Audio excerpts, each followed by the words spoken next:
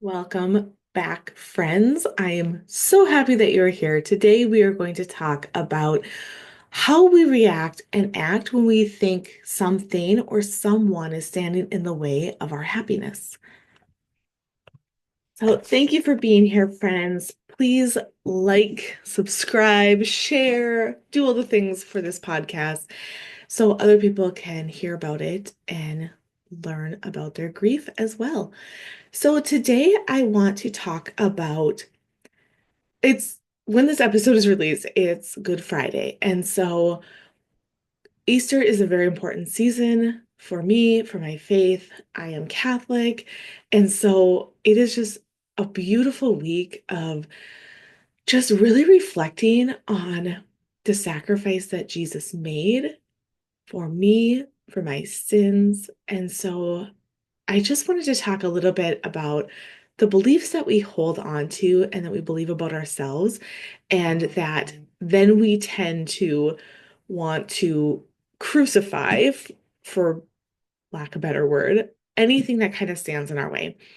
And so I was thinking about this because I was listening to a podcast and I listened to it's on the Amen app, and I like to pray the rosary with the rosary, the daily rosary meditation that they have on this app. And so I don't remember the people's names. I don't remember. I know they have kind of a ministry. I know they have a website.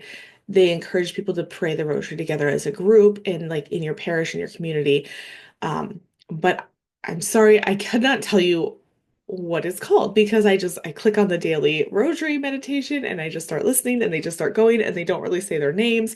And so it is what it is. But anyway, so I really like it because they have a lot of good meditation and it makes me think about things differently. I always think that is a good thing when we can view things differently or see things from the outside perspective. And then at the end, when after they're done praying the rosary, they talk, it's a father and daughter, and they talk about so the father is leading the meditation, and I believe he has a doctor's degree in theology or something. And I think he taught at some college.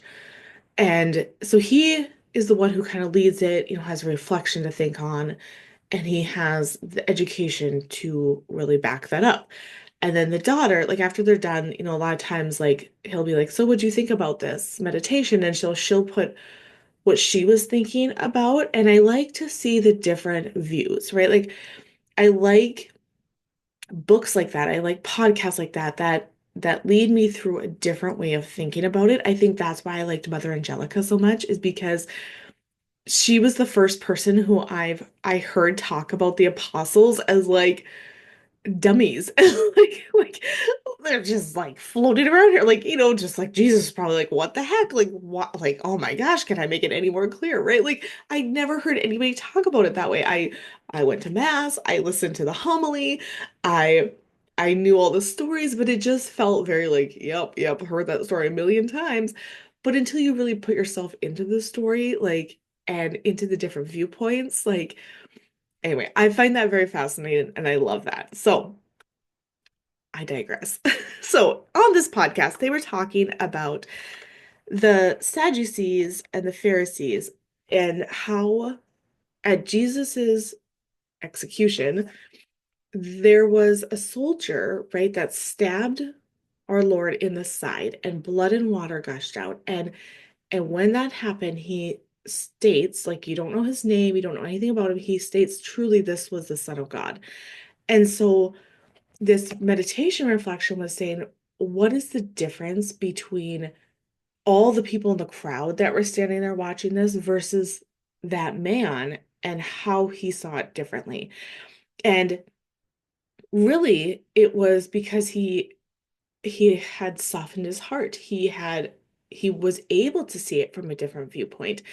And part of this was when they were talking about like the Sadducees, the Pharisees, right? Like the people that were like the ones kind of leading the group, right? The ones that were like, we're going to arrest him. Like, yes, we have somebody to betray him. Let's bring him to trial now. We've got him. Like, they had built their identity around a belief. right? Like they had built their whole lives around the belief that they were doing things right. They were the top dogs. And I mean, really, in this world, in this life, that's what we see a lot of. We see a lot of our worth comes from the house we have, or the vehicles we have, or how good of a job we have, how much money we make, kind of your social stat, what clothes you wear. And so we're still doing that today. But when you look at that time, like the Sadducees, the Pharisees, like they were the celebrities of the time, right? They were the ones where when they walked by in the street, people would look at them and, oh, like they're so holy, they're so devout. Like they would probably bow down to them. And people came to them for advice, and they just had this great grandeur type style living, right? They had the best houses, they had the beautiful clothes, they got all the food, all the delicious food that probably typical people in the streets couldn't afford. And so they had built their identity around all of this stuff and built their identity around a belief that this was how it should be. And so Jesus came and he just shattered that belief. He said, treat others how you want to be treated. He gave them, like, right, they tried to stone the lady that was having an affair, was caught in the middle of an affair. And Jesus is like, well, I'm not going to condemn her, are you? Like, so there was just a lot of different ways that Jesus was ripping apart their belief, right? Like, was trying to get them to see things in a different way, was trying to ask them to soften their heart, to have love for others, to not judge, right? Like, and that's not saying to not ever speak out, because Jesus also turned the table, like in the temple, because it was a righteous anger that they were selling things in his father's house. But it was really that he was making them question everything they built, everything that they believed about themselves. And they saw that as something that was standing in the way of their happiness. And so that is what I was like, wow, that's so true. And we do it today, right? Like in big ways and little ways. I mean, we're not crucifying people anymore, but you look at social media, and if somebody's doing something that you don't believe adds into your narrative of life, like we are quick to comment, we are quick to put people down, we are quick to tell them how that shouldn't be happening, like you shouldn't do that, they need to be in trouble, right? Like, and so, and then in little way, like even in our own home.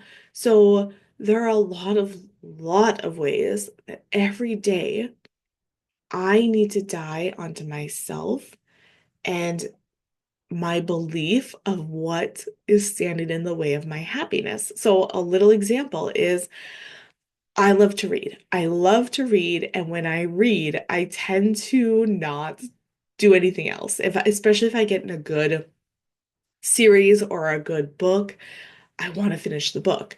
And so right now, my daughters and I are keep reading the Keeper of the Lost Cities, and they're children's books, right? I mean, not children. They're like young adult, 8 to 12-year-old novels, but it's a series. And it's so good. And like I love it. And like my girls are reading it, and like they're behind me, so I want to stay ahead of them, right? So even that, like that's a belief I have, that I need to beat them in reading this to prove that I can read faster than them. That I don't know what I'm trying to prove. Like, what's the point of that? To tell your 14-year-old and 13-year-old, like, I can read faster than you. Well, of course I can read faster than them, right?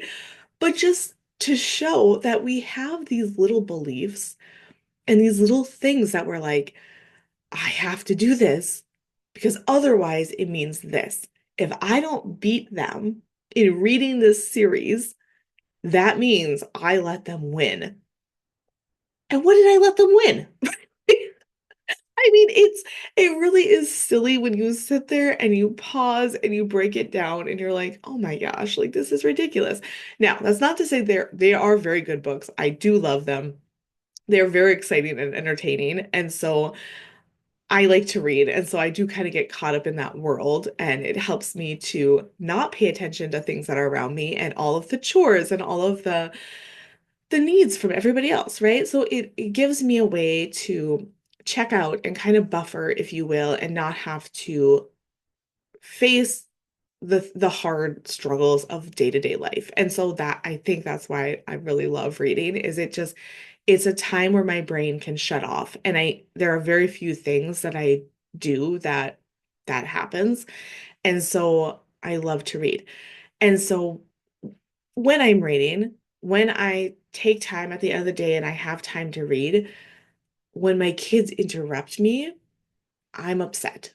I roll my eye, and not so upset as like I'm yelling and screaming at them, but it's just little ways like I roll my eyes, like deep sigh, like, oh, fine, put my chair down, like get up, go help them, right? Like it's just the body language that I'm giving off that they're standing in the way of my happiness. I deserve to have a few minutes to read my book, right? And so just looking at that, and that's a belief that I have. And that is what really the whole meaning of life is to look at the beliefs that we have and to ask ourselves if they're true or not. And to ask ourselves if we want to hold on to that belief or if we don't. I love the belief that I love to read. I love that the belief that reading allows me to shut off my brain. I love that. But I also know that my work is finding a balance with that, to finding ways that I can still read, but that I can still show up for my family and not make them feel like they're a burden when I am reading, to not slack on my work duties, on my home life duties, right? Like to not slack in that way. And that is a balance that I'm still trying to find. And so that was what I wanted to talk about today was just the questioning that we can do that most people don't ever look at. That we can question, wait, why am I thinking this? Do I want to keep living like this? Because otherwise, we might just end up like the Sadducees, like the Pharisees, and have our hearts so hardened that we're missing the beauty of life. We're missing being present. We're missing showing up in little ways for other people. We're missing showing up for little ways for ourselves. And so I just wanted to leave that with you guys and to think about it, to reflect on it. I like to journal things out and to really ask myself why am I doing this? Why am I getting upset about this? Right? Like what? And again, that's not to say sometimes there is that kind of righteous anger of I am upset because my husband lied to me, right? Like because there is betrayal in my marriage. Like not to be a doormat and to keep allowing things to keep happening, but really to look underneath that. And I can't control how my husband shows up. Really, really, truly, I can't. I mean, we can talk through, we can both show up, we can both work through things. But at the end of the day, like he's still going to choose what he wants to do. I'm still going to choose what I want to do.